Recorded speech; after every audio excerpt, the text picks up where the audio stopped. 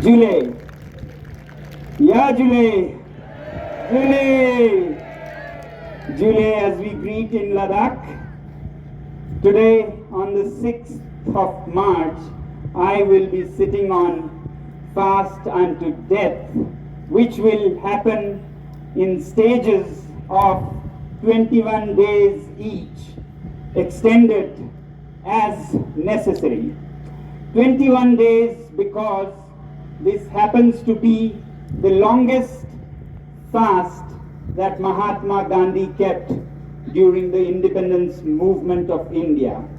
And I want to follow the same peaceful path that Mahatma Gandhi followed, where we inflict pain on ourselves, where we don't inflict pain on anybody else. We don't take hostage anybody else. We take ourselves hostage, inflict pain on ourselves so that our governments and policymakers notice our pain and act in time.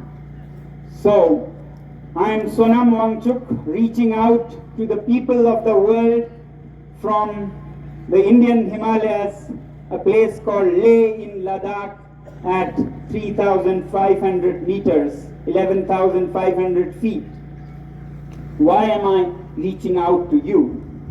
Today, our planet is going through huge challenges, environmental challenges, global warming, climate change, and nowhere else this challenge can be seen more than in the Himalayas, than on the Tibetan plateau where we are right now. You might have heard about the challenges faced by our Tibetan brothers on this plateau in Dege County, where dams are being built blindly, and generally the environment is exploited blindly. On the Indian side of the Himalayas in Ladakh, we are starting to face similar challenges.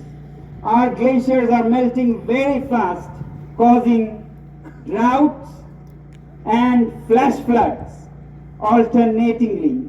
Very soon, many of us will be climate refugees, and we must protect this. To protect this part of the Himalayas, the Tibetan plateau, which is often called the third pole, it is a responsibility not just of us in Ladakh, but the entire population of planet Earth. This region is the third pole for a very good reason. It hosts the largest industries are coming up into the Himalayas, knocking at our doors, in fact breaking our doors to enter and exploit these valleys and mountains. Therefore, if you consume less, if you live simpler lives, there will be less of these minerals needed. There will be less of exploitation, in fact rape of these mountains and valleys of the Himalayas. So I appeal to you all people around the world to please live simply in your big cities so that we in the mountains may simply live. That much we have a right, we believe. Now the second method, which is why we are gathered here in large numbers, is to expect safeguards to these mountains, its sensitive nature, from governments that are elected by the people. Very few governments in the world have profound policies to protect nature and the indigenous people and their culture who live in these mountains. India, by the way, happens to be one such country that I am very proud of.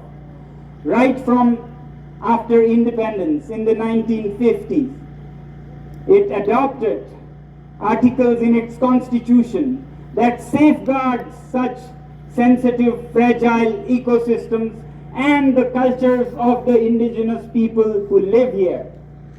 The Article 244 sixth schedule of the Indian Constitution is one such provision which safeguards these mountains by giving the indigenous people the right to make laws about how they want to develop these regions and how much they want to develop these regions as per their wishes. And as you know, indigenous people who live here will always think of tomorrow and day after. They'll not just think of today and me and not for our progeny, our children, our future. Now, this is what the people here have gathered to demand and appeal to the government of India to fulfill, not actually a demand, a promise that the government made to the people of Ladakh. Ladakh, when it became a union territory in 2019, the issue before the people was how now can we safeguard these mountains from business sharks, from mining lobbies, from industrial lobbies.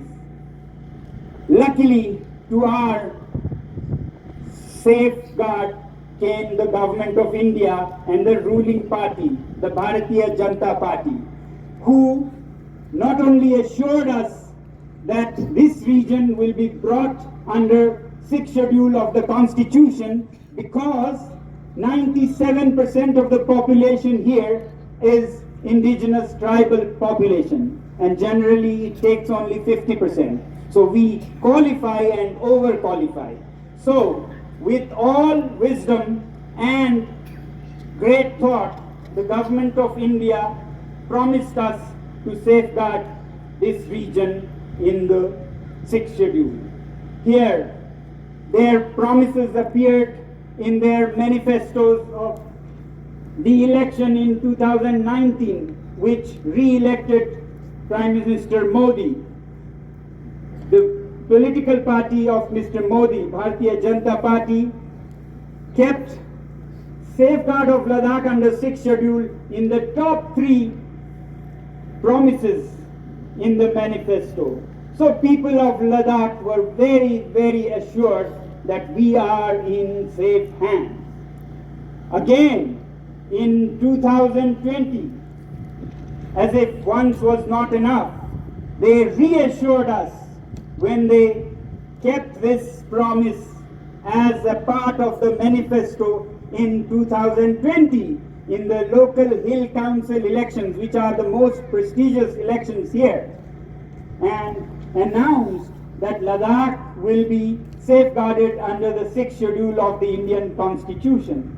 And this time they had kept this safeguard as agenda number 1 on their manifesto, constitutional safeguard of Ladakh under 6th schedule of Indian Constitution, as appealed by apex body and Home Ministry to protect the land.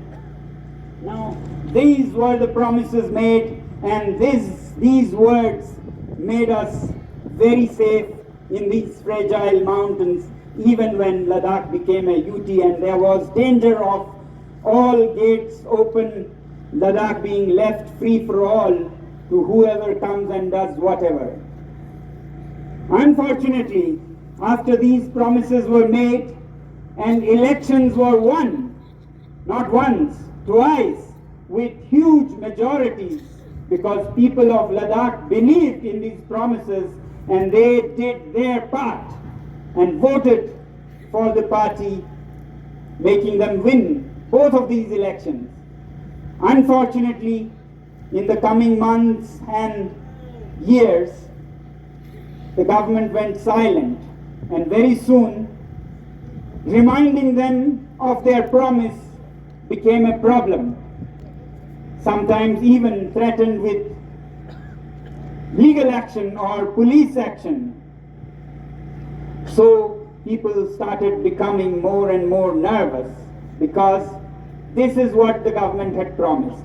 And now, after many meetings, the government has backtracked on its promises and are talking of a much diluted version of what is already in the constitution for exactly this situation. There is no need to invent another article. There is exactly what Ladakh needs, the tribal indigenous people of Ladakh need. So what happened and why did they change their mind? Our speculation and the statements of many leaders from the opposition say that this has happened because the industrial lobbies, the mining lobby, the business sharks have been putting pressure on Government of India to keep Ladakh open for all their exploitation of mining and all such activities, which can be very, very dangerous in such a fragile area where all the glaciers of the world, of Asia, are. And therefore, there is a need for everybody to raise their voice to just remind the government of their promise.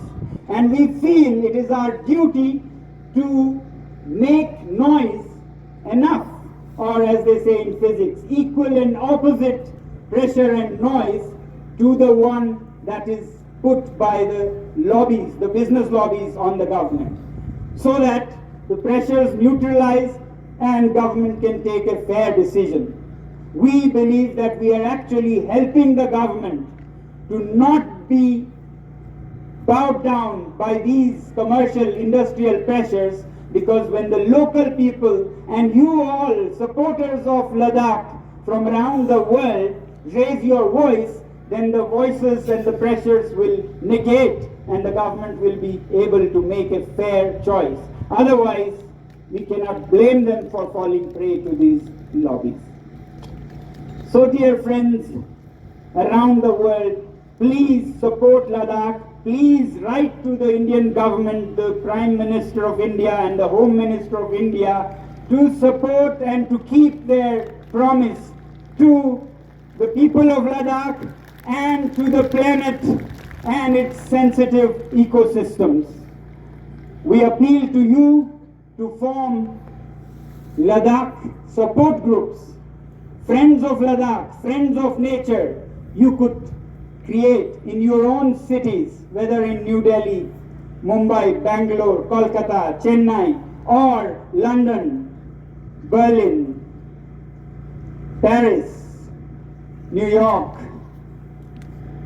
all around the world. I appeal to you to support nature, support the Himalayas, support our melting glaciers, and support the indigenous people of Ladakh. Thank you very much.